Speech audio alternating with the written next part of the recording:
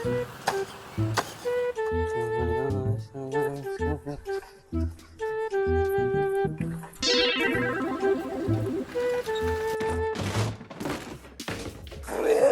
রে, দাঁড়া দাঁড়া দাঁড়া, আসছি।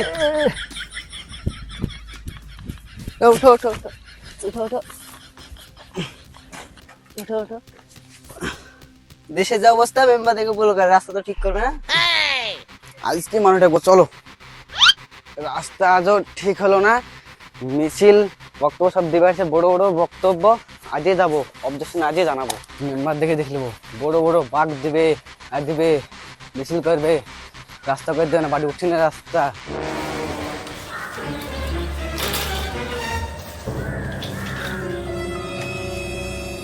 ওয়াইজ মেম্বার বের আসেন। কে বাইরে রাখছে? কি সমস্যা হলো কার? বড় বড় বাঘ দিলে হবে না, পাড়ায় মিছিল করে আসছেন, রাস্তা করে দেবো বলছেন, আপনার বাড়ি উঠে রাস্তা তাই করে দিচ্ছেন না। কোথায় রাস্তার সমস্যা? দেখে চলো, জানি দেখে। এখানে আছে, চলেন। চলো দেখি। কই দেখি রাস্তাই বলা হয়নি, দেশের রাস্তাই বলা পড়ে আছে। এটা কি রাস্তা?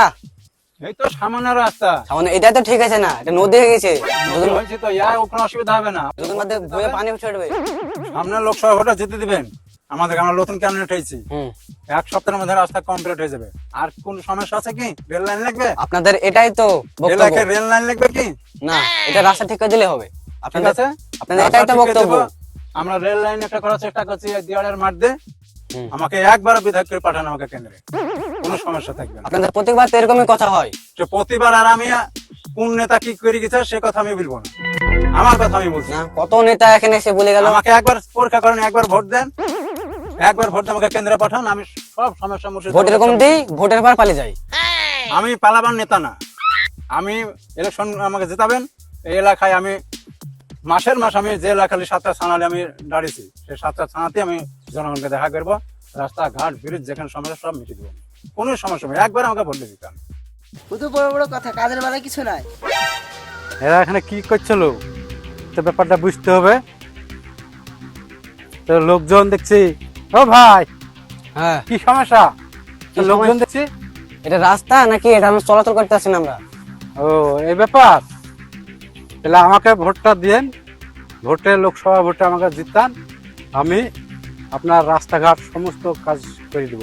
আর একটা লোক এসেছিল মেম্বার, এই রাস্তা ঠিক দেবো বলছে, আপনি বলছেন ঠিক করে দেবেন, আরেকজন আসবে, ভোট পার কাউকেই পায় না। সে তো ঠিক, বহুজন বহু কথা বলবে, হয়তো সবাই কাজ করতে পারেও না। তা আমাদের যে গিরিপাটিতে আমরা দাঁড়িয়েছি, আমাদেরকে ভোটটা দেন, আমরা সমস্ত কাজ করে দেবো। আমরা রেল লাইন করে দেবো, ব্রিজ করে দেবো, আপনি ভোটটা দিয়ে লোকসভা। এরকমই কথা সবারই। ঠিক আছে, দেখছি কে কি করে দিছে। না, দাদাকে ভোটটা একবার দিয়ে দেখেন, সবকিছু হয়ে যাবে, আপনাদের কোনো সমস্যা থাকবে না। তাহলে আসছি আমরা। সব ব্যাটারি একই কথা, কোনো কাজের নাই। কে এসছিল এখানে? ও আরেকটা এসেছিল, একটা মেম্বার এসছিল, তাই শুনলাম আমি। এসেছিল। আমি একরাম হলে এখানে কথা দেখেছি যে রাস্তাঘাট, ফাঁকো, ব্রিজ, রেল লাইন সব করে দেওয়ার কথা হয়েছে। আবার কোন নেতা এখানে এসে এখানে গোল মেরে গেছে? এসেছিল গিরিবাস পার্টি। তাহলে আমাদের তল্লাবাসকে বিশ্বাস নাই? তল্লাবাস পার্টিকে আছে। আমি একরামুল হক কথা দিয়েছি, মুর্শিদাবাদ কেন্দ্রে ক্যান্ডিডেট হয়েছি। এর আগে যে কথা বলে গেছি তা তো হবেই, আমার খুব বিশ্বাস রাখেন। আমি এয়ারপোর্ট শুধু এখানে করবো, আমি কথা দিয়েছি।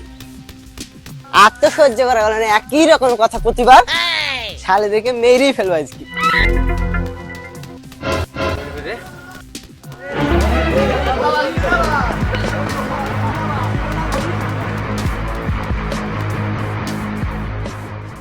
মেম্বার সাহেবকে অপমান।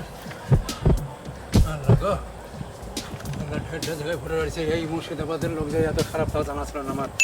তোরা একটু থেমে যা, ভোটের আগে এমপি হই, ভোটে জিতেই, তারপরে জীবনেতে এই এলাকার রাস্তা করবই না।